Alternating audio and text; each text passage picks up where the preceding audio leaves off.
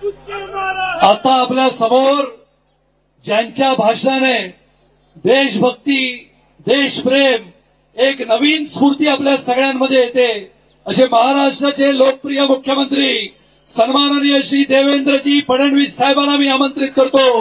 जोरदार भारत माता की, भारत माता की. सन्माननीय लोकप्रिय मुख्यमंत्री श्री देवेंद्रजी फडणवीस साहेब. भारत माता की, भारत माता की. छत्रपती शिवाजी महाराज की, धर्मवीर छत्रपती संभाजी महाराज की. जय भवानी, जय भवानी. माझ्यासोबत एकदा म्हणायचं आहे, सुन ले बेटा पाकिस्तान, बाप है तेरा हिंदुस्तान. सुन ले बेटा पाकिस्तान, बाप है तेरा हिंदुस्तान. सुन ले बेटा पाकिस्तान, बाप है तेरा हिंदुस्तान. सुन ले बेटा पाकिस्तान, बाप है तेरा हिंदुस्तान. आज तिरंगा यात्रेच्या निमित्ताने सर्वप्रथम हिंदवी स्वराज्याचे सरसंस्थापक छत्रपती शिवरायांना मानाचा मुजरा करतो. भारतीय राज्यघटनेचे शिल्पकार भारतरत्न डॉक्टर बाबासाहेब आंबेडकर यांना मानवंदना अर्पित करतो. आणि ज्यांच्याबद्दल असं म्हटलं गेलं, देश धर्म पर मिटने वाला शेर शिवा का छावा था, महापराक्रमी परम प्रतापी एक ही शंभू राजा था. असे छत्रपती संभाजीराजे यांच्या जयंतीच्या निमित्ताने त्यांनाही नमन करतो. आणि आज तिरंगा यात्रेच्या निमित्ताने मंचावर उपस्थित असलेले आपल्या महाराष्ट्राचे उपमुख्यमंत्री माननीय एकनाथराव शिंदेजी, सुप्रसिद्ध कवी लेखक मनोज मुंतशिर शुक्लाजी, आशिष शेलारजी, रवींद्र चव्हाणजी, पंकजाताई मुंडे, मंगल प्रभात लोढा, प्रवीण दरेकरजी, संजय उपाध्यायजी, मिहीर कोटेचाजी, सुनील राणेजी, अतुल भातकळकरजी, पराग शहाजी, अमित साटमजी, चित्राताई वाघ, विद्याताई ठाकूर, गोपाल शेट्टीजी, पवन त्रिपाठीजी, विशेष रूपाने मंचावर उपस्थित असलेले कॅप्टन शंकर कदम, सुभेदार किसन कदम, श्री विजय जगताप, पोपटराव दाते, 90 वर्षाचे तरुण ज्यांनी 3 युद्धामध्ये भाग घेतला ते सदानंदजी चिखले, हवालदार शंकर कुंभार, संजय निकम. या ठिकाणी विशेष रूपाने उपस्थित असलेल्या आमच्या स्काउटच्या सर्व या ठिकाणी कॅडेट्स आणि उपस्थित सर्व माझ्या भगिनी आणि बंधूंनो, आज तिरंगा यात्रेच्या माध्यमातून आमच्या देशाच्या सैन्य दलाच्या प्रती आमचे धन्यवाद देण्याकरता, त्यांच्या प्रती आभार मानण्याकरता आम्ही सगळे लोक या ठिकाणी एकत्रित झालो. ऑपरेशन सिंदूरच्या माध्यमातून भारतीय सेनेने दाखवून दिलं, हमें कोई झुका नहीं सकता, हम न झुकेंगे, न रुकेंगे, न बिकेंगे, न थकेंगे. अशा प्रकारे भारतीय सेनेची ताकद काय आहे, ही ताकद आपल्याला ऑपरेशन सिंदूरच्या माध्यमातून पाहायला मिळाली.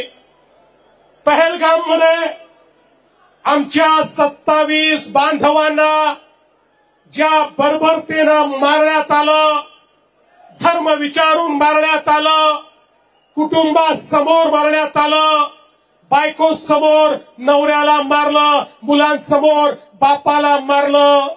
अशा प्रकारचं बर्बरतापूर्ण हत्याकांड या भारताच्या नव्हे तर जगाच्या इतिहासात अलीकडच्या काळात आपल्याला पाहायला मिळालं नव्हतं.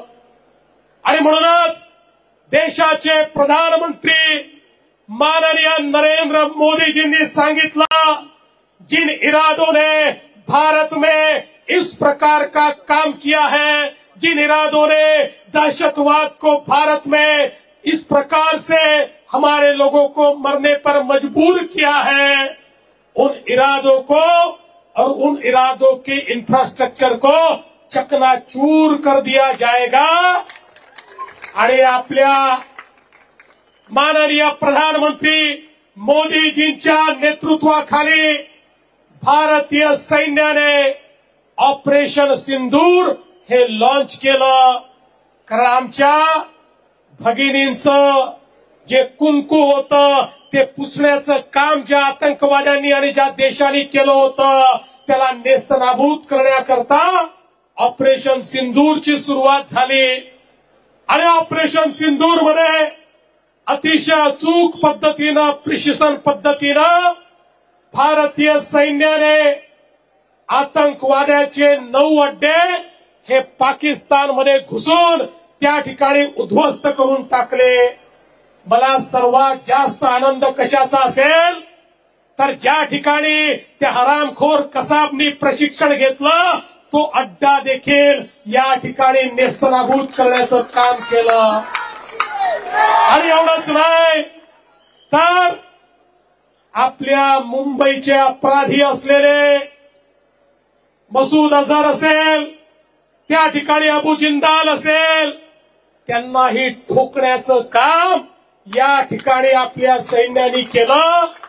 आणि हे 9 जे काही आम्ही हल्ले केले या 9 हल्ल्यांचं सगळ्यात मोठं महत्व काय आहे तर पाकिस्तानच्या आतमध्ये ज्या ठिकाणी पंजाब प्रांतामध्ये शेवटच्या टोकाला जिथे त्यांना वाटायचं इथे कधीच भारतीय सेना पोहोचू शकत नाही म्हणून सगळ्या आतंकवाद्यांना ज्या ठिकाणी परिवारासहित राहायला जागा दिली होती, पनाह दिली होती, त्यांचे अड्डे तयार केले होते, ज्या ठिकाणी या सगळ्या आतंकवाद्यांकरता सेफ हाऊस तयार केले होते, नेमकं तिथे जाऊन भारतीय सेनेने ठोकलं आणि ते सगळे अड्डे उद्ध्वस्त केले।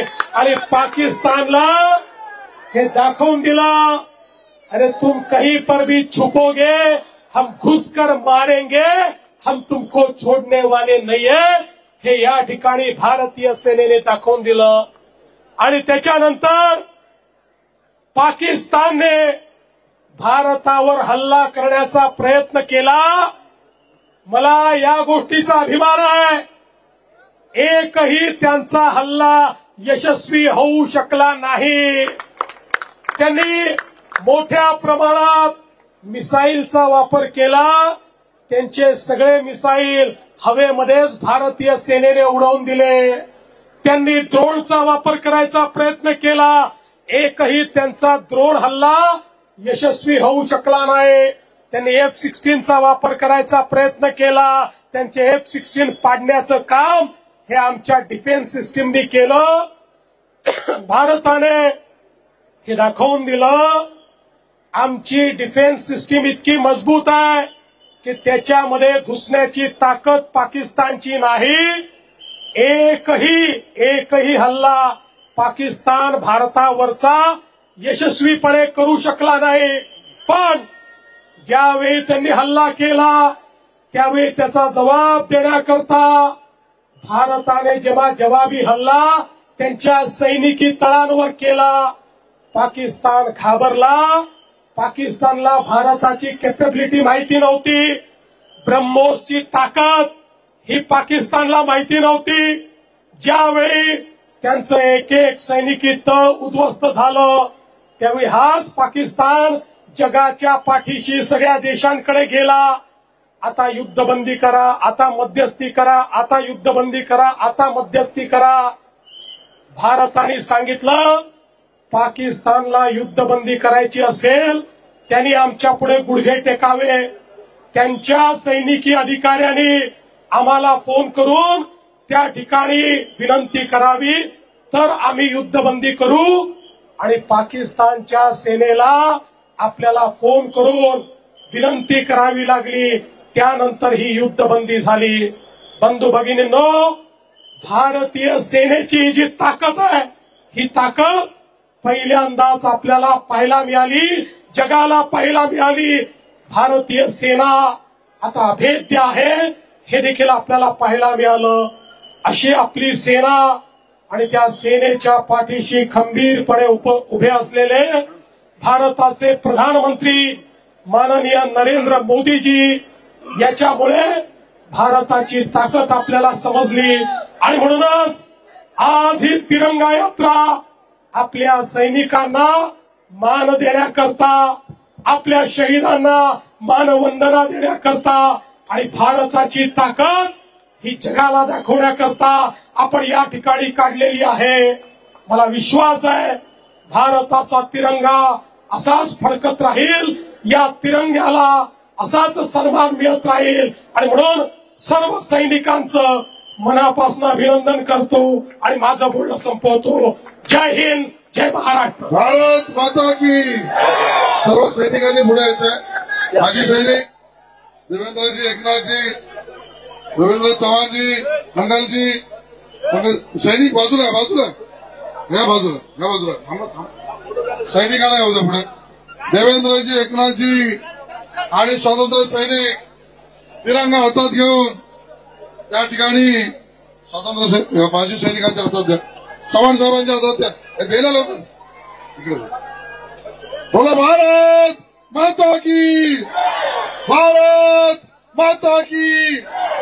भारत माता की. सेना ने दम झोंका है. सेना ने दम झोंका है. भारत माता की. आता देवेंद्रजी, शिंदे साहेब, चव्हाण साहेब आणि आपले माजी सैनिक पुढे जातील. सगळे त्यांच्या मागोमाग आपण चालू आणि तुकाराम ओगळे चौकापर्यंत आपण जाऊ. धन्यवाद. सुनील लाडेजी, इधर सूचना द्या. इधर चला, सर्व कार्यकर्त्यांना विनंती.